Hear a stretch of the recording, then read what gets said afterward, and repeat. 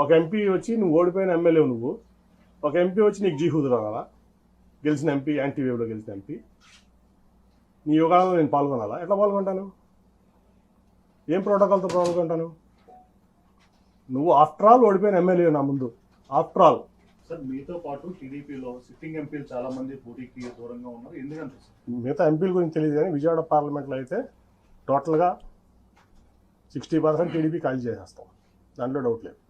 Sir ఇందాక మాట్లాడుతూ బోండా ఉమా గారి వైఫ్ కి మేయర్ అభ్యర్థిగా ఇస్తే ప్రమాదం అని చెప్పాను. ఏంటి సార్ ఈ క్వశ్చన్? అది నాది చంద్రబాబు గారు అడగదు, ఆయన చెప్పిన మాట మీకు చెప్పా. ఇవాళ వరకు నేను ఎక్కడ కూడా ఎంత అవమానాలు తిని నేను రివీల్ చేయాలి, మీకు కూడా తెలిసే సంగతి. ఆయన అన్నమాట అది, బోండా ఉమా గారి వైఫ్ని పెడుతున్నారంట నిజమేనా అని అడిగారు నన్ను. ఇదే క్వశ్చన్, నాకు తెలియదు సార్, నేను అసలు దాంట్లో ఇన్వాల్వ్ అవ్వలేదు అన్న. కాదు అది చేస్తే చాలా ప్రమాదం, నువ్వు ఇమీడియట్గా మీ అమ్మాయిని పెట్టని చెప్పి పంపించారు. నన్ను ఢిల్లీ నుంచి విజయవాడ పంపించారు ఆయన. ఈ మాట ఇవాళ వరకు నేను ఎవరికి చెప్పలా, ఇంక్లూడింగ్ నా సొంత కుటుంబాన్ని చెప్పలా. 60% తెలుగుదేశం పార్టీ ఎన్టీఆర్ జిల్లాలో ఖాళీ అవబోతుంది. 60% ఏదైనా నేను జగన్ గారితో కలిసి ప్రయాణం చేయడానికి నిర్ణయించుకున్నా. ఆఫ్టర్ మై రిజిగ్నేషన్ నేను మానసిక వ్యభిచారం చేయను కొంతమంది లేక, మీకు అర్థమవుతుంది ఎవరో. కాబట్టి నేను రాజీనామా చేసి వచ్చి ఆయనతో సేల్ చేయడానికి, ఆయనతో పాటు సేల్ చేయడానికి పేద ప్రజలకి ఆయన అండగా ఉండే తీరుకు నాకు నచ్చింది. కాబట్టి ఆయనతో పాటు నేను నడుస్తానికి నేను సిద్ధపడ్డాను.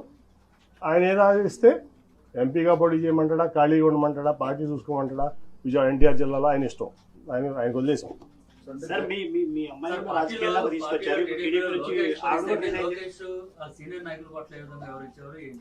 సార్ అవన్నీ చెప్పనా, ఒకటైతే చెప్పనా. ఇప్పుడు లోకేష్ గారు పాదయాత్ర ఏంటని, ఏం రైట్ ఉందని పాదయాత్ర చేయడానికి? ఆయన గెలిచిన ఎమ్మెల్యేనా, గెలిచిన ఎంపీనా? ఏం రైట్ ఉంది అంటే? చంద్రబాబు నాయుడు గారు కొడుకు కాబట్టి ఓడిపోయినా గెలిచినా నువ్వు ఎట్లా అయినా సరే పార్టీ మీ నాన్నగారిది కాబట్టి నువ్వు ఏదైనా చేస్తావా?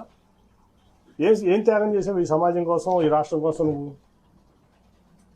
ఒక ఎంపీ వచ్చి నువ్వు ఓడిపోయిన ఎమ్మెల్యే నువ్వు, ఒక ఎంపీ వచ్చి నీకు జీహూదులు అనాలా?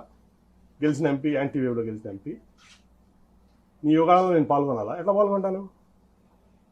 ఏం ప్రోటోకాల్తో పాల్గొంటాను?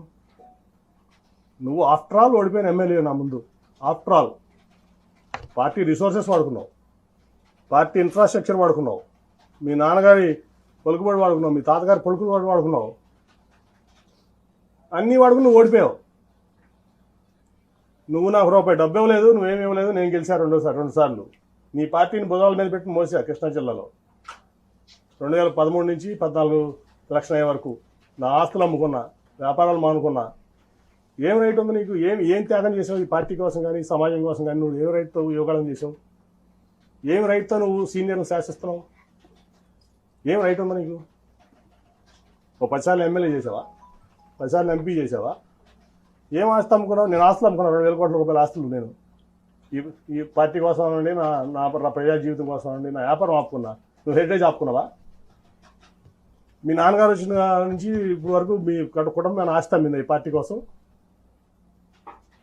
ఏం త్యాగాలు చేశానని నువ్వు యువకులం చేస్తావు? మమ్మల్ని ఎట్లా ఉండమంటావు? ఏం రైట్ ఉంది నీకు?